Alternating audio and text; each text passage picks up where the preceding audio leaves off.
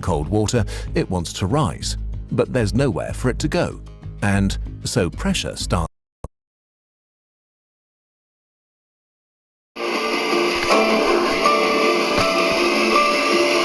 to build. Here's where things get dangerous. Cold seawater can seep down through countless tiny fractures, but this hot, chemically charged fluid can only escape upwards through a handful of channels. The pressure builds and builds. Something has to give. Finally, it erupts. In a brilliant blast, the superheated water, reaching temperatures as high as 400 degrees Celsius, spews out of the seafloor in a violent plume. The moment it hits the near-freezing deep ocean water, its temperature plummets. The dissolved metals can no longer stay in solution. They crystallize, forming tiny mineral grains that settle around the vent opening. Over time, they layer on top of each other, forming a chimney. Some narrow and delicate, others massive and complex, with multiple vents carved through them like ancient cave systems. Different vents emit different types of minerals, which make their smoke plumes either black or white. Black smokers are the most dramatic, towering regional capitals of the vent empire. They emit the hottest, darkest plumes, the result of high concentrations of sulfur and iron sulfides. These deposits build chimneys that can reach 35 meters tall, as high as an 18-story building. They're usually found between 2,500 to 3,000 meters below the surface, where pressure is so immense that water doesn't boil until it reaches 370 degrees Celsius. White smokers are quieter, cooler outposts. They emit lighter-colored plumes rich in barium, calcium, and silicon.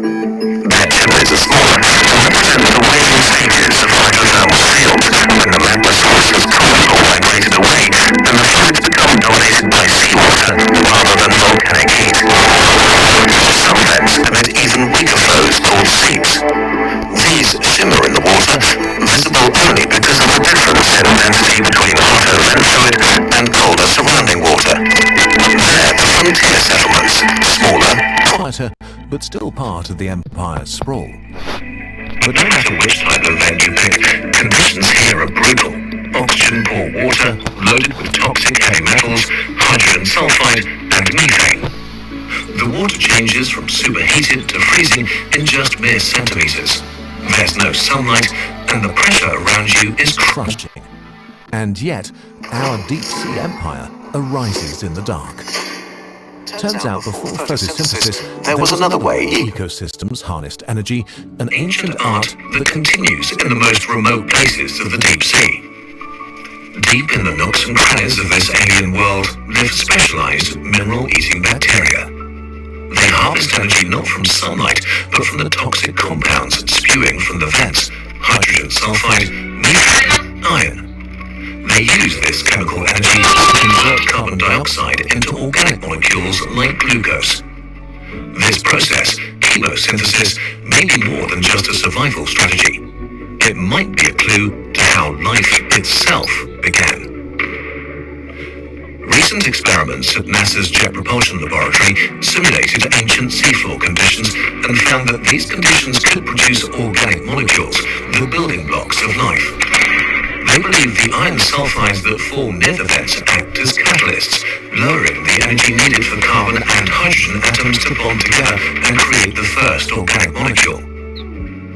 In fact, our oldest evidence of life on Earth comes from ancient hydrothermal vent deposits.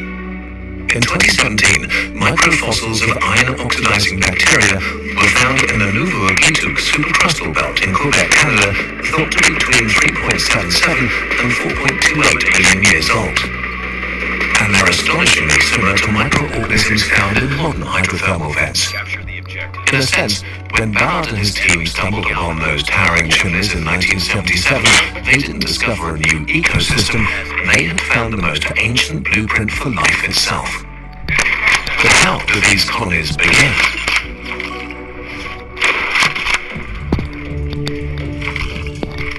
Throughout history, empires always begin the same way, with pioneers.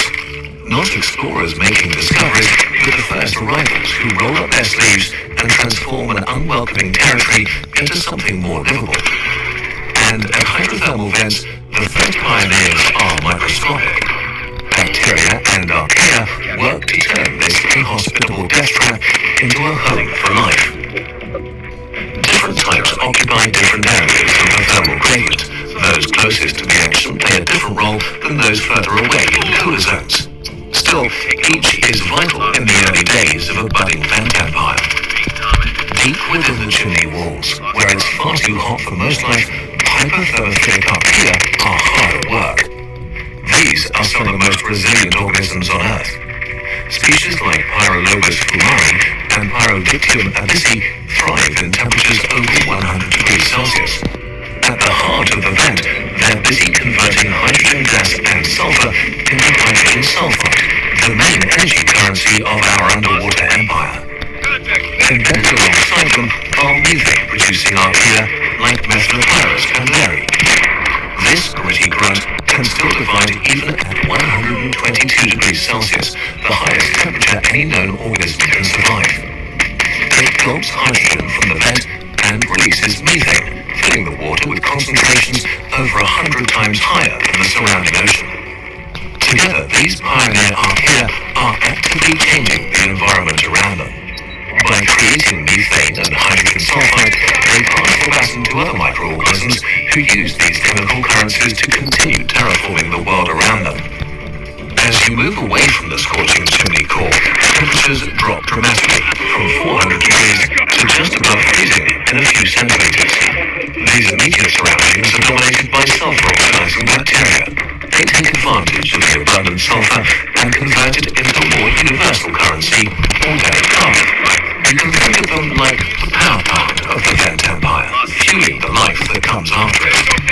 Some strains like Vegeator and Theophrix even form thick bacterial mats that blanket the rocks like fields of grass. These will be important later as settlers move into the newly founded territory. Further out still, in the cool, oxygen-rich waters near the vents, a different kind of bacteria takes root. They don't make their own food from raw chemicals like the others. Instead, they consume the carbon-based matter created by the relay base of archaea closer to the hotspot. But don't dismiss them so quickly. Just because they aren't creating something new doesn't mean they aren't valuable to the system. These heterotrophic bacteria, as they're called, play an important role.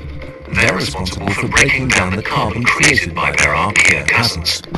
Think of them like the recycling patrol, closing the carbon cycle loop so it can keep going. For example, the Gamma-Protea bacteria strain are the Swiss Army knives of the vent world. They can eat sulfur, methane, and break down organic compounds that other bacteria can't process. But their flexibility means they can adapt to whatever food source is available, whether that's chemical-rich waters or metal minerals embedded in chimney walls. This versatility means they stick around for pretty much the entire lifetime of the vent empire. Some cunning creatures take advantage of this versatility and use it to ensure their own survival. But we'll get to that later. Each class of pioneering archaea and bacteria transforms the environment a little more. Some fill the waters with methane, others create hydrogen sulfide, while still others turn this into the universal building blocks of life, organic matter. What was once an unwelcoming puddle of heavy metals and toxic gases now has the raw materials to support a wide array of marine life. This is how empires begin, with organisms industrious enough to make the tough terrain ahead livable for those who arrive after. Speaking of which, here they come now.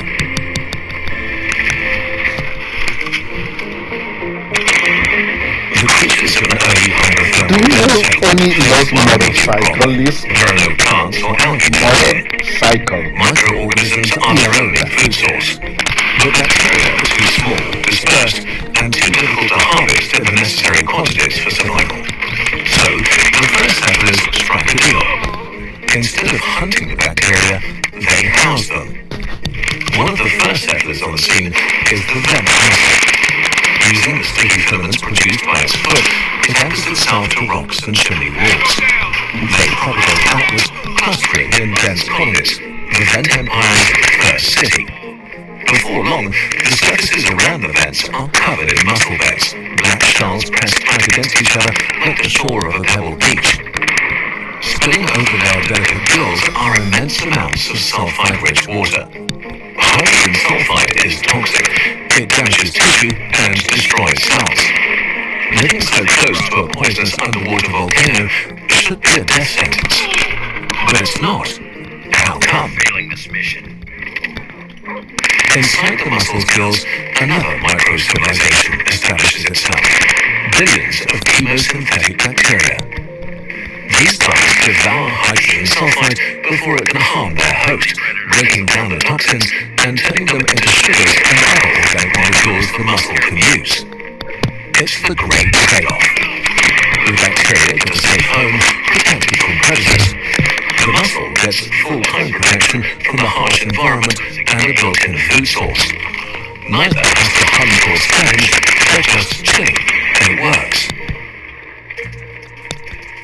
Some mussel species take this even further and host two kinds of bacteria in their gills at once. Some that feed on hydrogen sulfide and others that feed on methane. That way, if one chemical source runs low, one disappears and keep going. Without these symbiotic relationships, the mussels would never be able to survive.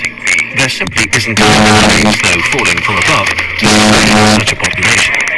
While mussel beds are sprawling and dense, there's one region they tend to avoid. The hottest, most acidic mussel event are dominated by the settler, the alvinic. They creep around hot enough to blister skin, unbothered. Their shells are pockmarked and scarred, eaten away by the acidic water like ancient battle armor. Some wear their deterioration like badges of survival. In others, the shell is so severely degraded that it appears as though the shells move through the hottest bones with nothing but soft tissue between them and the scalding water. Like mussels, alvinic snails rely entirely on symbiotic bacteria living in their gills. Some host campylobacteria, others host the versatile gamma-proteobacteria. Different species of snail host different bacteria, which allows them to coexist peacefully in the same area. Since the bacteria exchange different chemical niches, there's no direct competition for resources. In both cases, the snails don't need to digest any food, since the bacteria produce all the nutrients they require. Just beyond the snails, swaying gently in the current, is a brilliant red flower. It stands proudly, delicate petals extended, hugging the darkness. You notice another, and another, until they blur into a sea of red, kilometers below the waves. Except, these aren't flowers, they're the